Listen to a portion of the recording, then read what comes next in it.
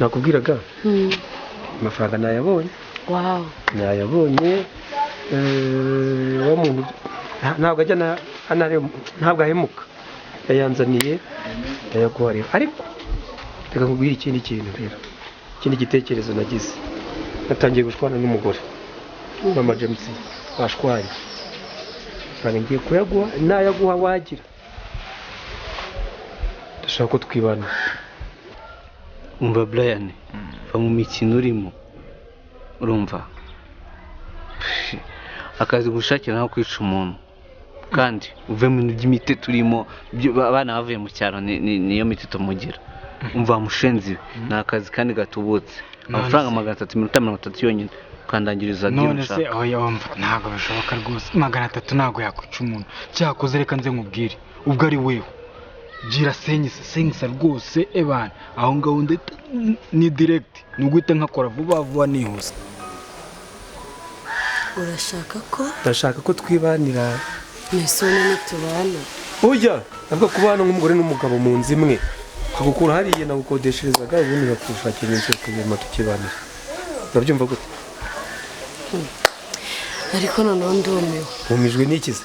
Ukambwira ngo urashaka ko mba umugore wanjye. Wakangahe buriya?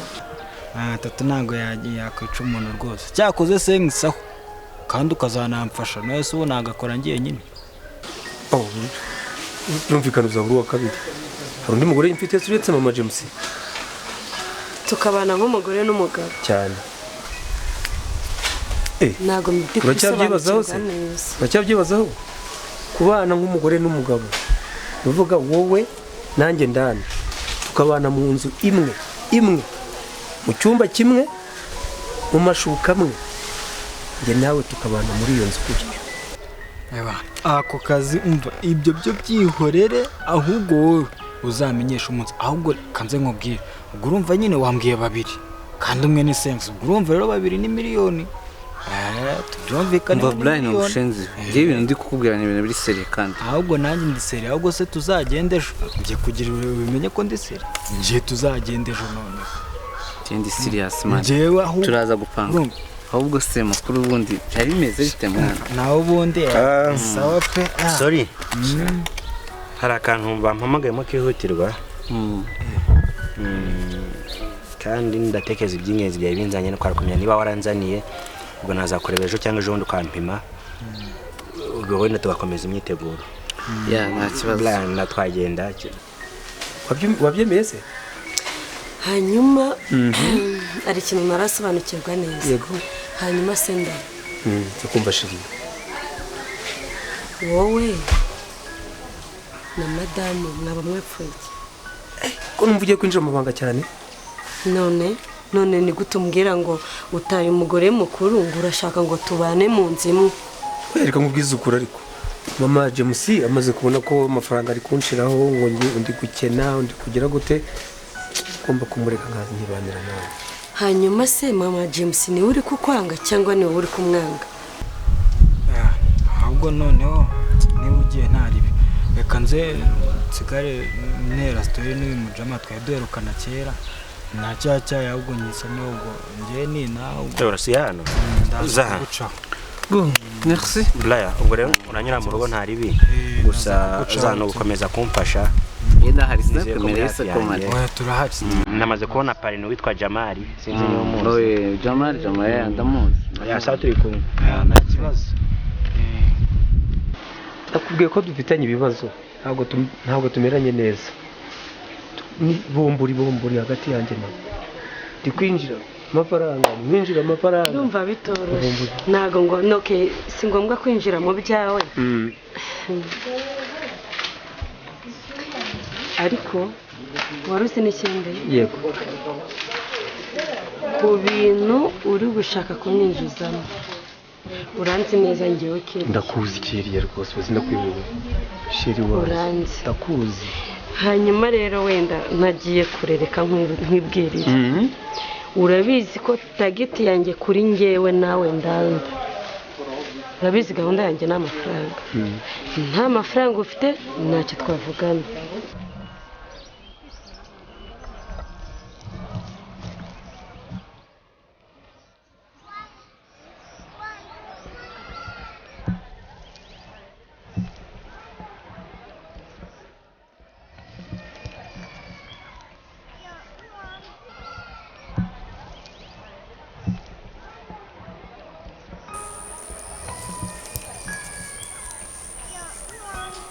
Mama Teta, duno mama nkunyujije hano nkwereke hano hantu ubutaka duhagazemo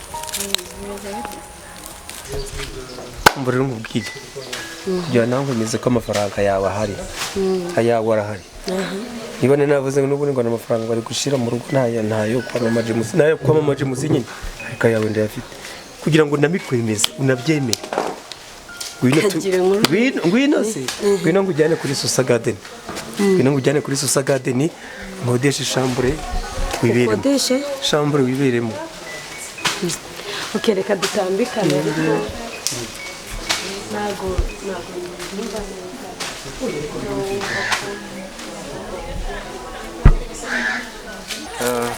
uhereye hariya kuriya ugakomeza kuri magozi byiza ari hanini aho byangahe urabona aya mafaranga nyine agurishije umurima n'ibitoki hari umuntu w'imbere y'ahandi hari hejuru ya miliyoni 2 na hafi 3 nyine zingahe harahenze ntabwo i Kigali harahenda cyane nyine angahe ntabwo naguhisha cyangwa se kuranira miliyoni 3 nahaguze ntabwo ari menshi ari hafi no kubaka bisira imbere ntabwo ari menshi njye na Teta natwe dufite igitekerezo cyo kuzimukira i Kigali ubwo ushatse wadushakira murakomeje se cyane rwose bone nabitekereje ndi kuba ntimumaze kugira uburyo bwo kwa mwakwegera mu mujyi kandi na umuntu abashakira indi mirimo ukaboneka nicyo kintu nari ndiho kandi ndabizi uri umukozi ndabikora cyane nabashakira akazimo hano mugakora wenda mwamuniho mukodesha wenda nyuma mukazubaka ariko kugura ikibanza aho byakora ariko no kubaka mufite amafaranga byakunda wowe dushakira ikibanza ibindi tuzabyikorera nta kibazo ntabwo tuganira rero nagira ngo nkwereke iki kibanza aho mba naho niho ngira ngo duhite dukomereza ko nuko mfite ahantu waviremo mu modoka ni hafi y'ahantu ikibanza cyanjye kiri ariko ntabwo ari cyanjye gusa ni cyanjye na Tony ndabyumva ndanabizi rwose ndumva rero twagenda twakwerekeza mu rugo abakozi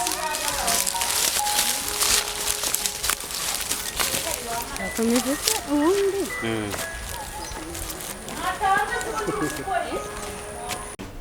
iri joro rwose ni akazi tubona kuranga maze neza hano ndashaka ngo ibyo bikomo wambaye amasaha byose ushyire mu mufuka dutangire dore y'akazi ntaribi ibingibi se ibingibi biroroshye hano tuba twitwaje n'iyo mpeta n'ibyo byose bambaye ariko utu dukomano tw'amahirwe uramo byo nta kintu kimwe nshaka gusigarana ku maboko yawe ko nerekana ukuremo tutaza no gucika da ariko ubundi nakazi n'uduri sere wowe ngirira rero ku mugoroba washize agira ngo mbone umukobwa wagiye gushyingirwa mbona utegeye ngo umukobwa wanjye ngo agiye gushyingirwa uravuga nde hano sikira kagira abakobwa bangahe Tony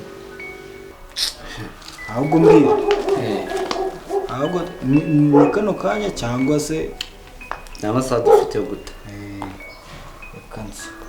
kanze mbibike akaze ko kanze kuva akariko ntari bikano karama muhira Saka guhereka amafoto ntabyo nkeneye kureba twiganire ibyanzanye ibyo byihorere niriya mu cyaro ku ntebe y'ingwe nageze ejo bundi hari umugabo witwa ngo niba ari Papa Teta aba yashatse kumbwira ngo wa muhungu wanjye ngo ubu ngo agiye kurongora namwe yamye kongera kumva iryo jambo mu matwi yanjye boro Brian dire tugiyemo tujye kwica umukobwa yita Tania n'umutipe bita Calvin ataniye abo ngabo imirambo yabo nishakanga ntaribi urumva ntari n'imodoka tubarangiza imirambo yacu isiye muri buto ubundi ugiye kwikira ndazikubwira nta kibazo ntabwo se turagenda asanga nawe ibyo byihore ntabwo ari byo byanzanye ariko se uzahora uryo koko ntabwo se byanzanye uri mucutse umwumbe uzahora uryo koko ntuwitaye ku by'abana iyo umuntu akubwiye iby'abana uhinduka ikirura nzaba mbimenya sinshaka kubimenyera ibindi byakuzanye ni ibiki ntaje gusura bisanzwe none se ubundi reka mbanze nkubaze urumva mbere ariko reka mbanze nifashe n'iyi nkoni yanjye reka mbanze nyifate ubundi rero yo kwica imeze gute ni abo bantu ni abantu nyabaki kugira njyewe ngende nzi abantu tugomba guhita turangiza nta bintu by'imikino ntabwo iyo ni abantu babiri agakobwa bita Tania n'akajama ka feke bita Calvin abo bantu imirambo yayo nyishakanga none se reka nze nkubwire uwo Tania wenda we ntabwo ndi kumumenya ariko se Calvin sinzi ko ari sheri wanuza wafi ntabwo ndumiwe koko none se uwo kuhakanye iby'ubukwe tuzajya gutira se umukobwa kandi uhari uri icyitiriro hano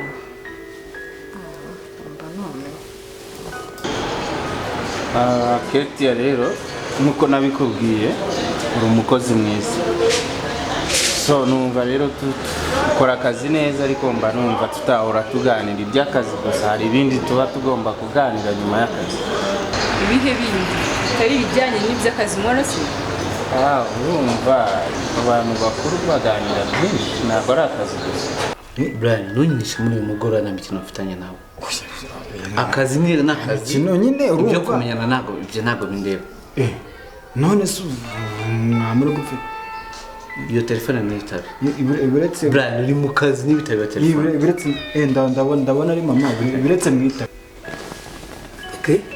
ingofero nzayambara birumvikana gusa ntuzavuge ko ndi se usavuge ko ndi inshuti yawe bisanzwe kandi nawe urabizi ndi inshuti gusa ubwo butumye nibaza byinshi no mu masengesho amaze n'iminsi ubu ni gute utekereza ko uzitwa inshuti kandi uri se w'umwana urumva uri umuntu mukuru kandi nanjye ndi umuntu mukuru gusa nyine ariko wambwira nta kibazo ntabwo ndi gusobanukirwa ibyo ushaka kumbwira so nta n'ikindi kintu nakuzaniye hano kugira ngo tuze kuryamana muri uyu mugoroba Brian ndakubwiye ngo telefone n'itabi niko mvuze kandi aka ni akazi turimo ntabwo ari kwitaba amatelefone ibiretse nyine ndabona ari mero umamagaye reka mbanze itabira aho ngaho ndi kumva ibyo muvugana reka nze numve ibyo ambwira umva Shasti mbese cyangwa ntaba se ibibazo uramwana yateje akimara kuvuka birahagije uzi ko nyina yese yiyahura ndabyibuka kandi ntunze nyina wabo ari we mukuru wa mama we sinshaka kumenya rero ko uriya mwana amenya ko ndi se gusa icyo nakubwira ni kimwe gusa iyo ngofero nzayambara nta kindi Jesus imyaka amaze mukorera ubu ni bwo kumva ko ukeneye kuryamana nanjye umukobwa w'isugi nkanjye bose ntabwo ari ukeneye Sugi Ketia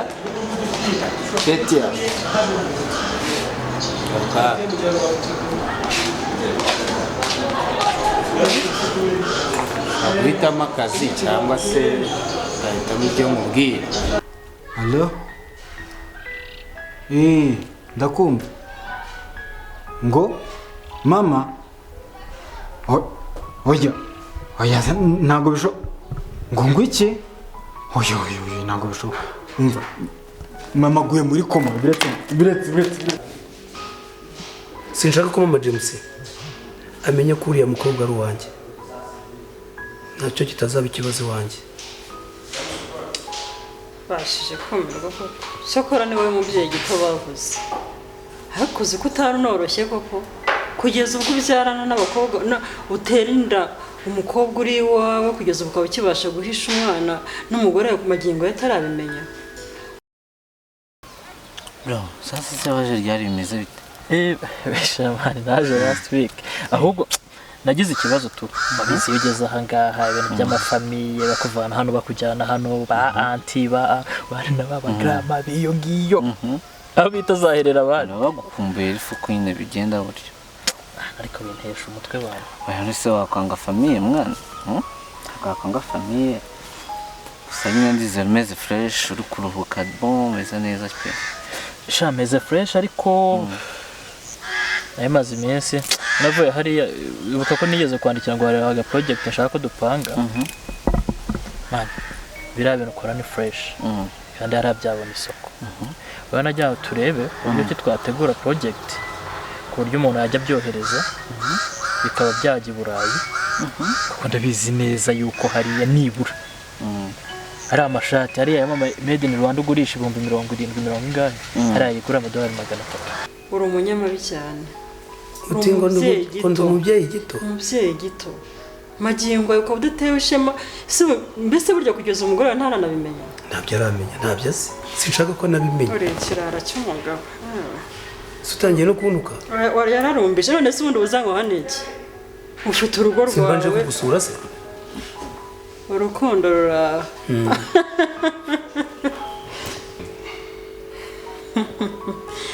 Komeje kumirwa rwose. Gusa mubwire n'ibindi. Ndakumva. Shastine wari usanzwe uzi ntabwo ari muri kumwe nonaha. Ibyo warahindutse cyane. Toni ngomba kumubwiza ukuri kose nkamubwira kuri se. Ka delivery ntabwo yabihenze ntabwo yabihenze especially yuko uri no kuzamura noneho umuco nyarwanda made in Rwanda ikagenda ikamenyekana abroad. No icyo gitekerezo ari cyiza abamuriye umuti bro. Mane nibutse imwe muri conversation twagiranye WhatsApp ngo badene ngo byagenze gutya. Semana badin uzi ngo gutereta kigiye biroroshye. Nyamfera kandi ubu nutangira kurira ubu ngugiye kunca intege nanjye ko bwati nanjye ndegera. Badine twaratandukanye hashize n'igihe kinini cyane ariko cyane.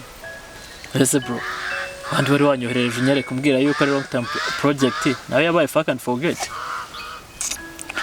Bro man kindorere kabisa kundorere cy'urukundo ndabona happy sinzi kabisa abwo tuziho man mwibarize aho ngaho muri Amerika ibintu bya man ibyo bintu ndumva mu mutwe wanjye ntago ndabata sindaba stable mu mutwe bwo mbe nabikubwiye Kristo zagira bimwe byaje tu nawe uratanga sagira ikindi gihe tubivuganeho reka twivugiye kuri ka business. Okay.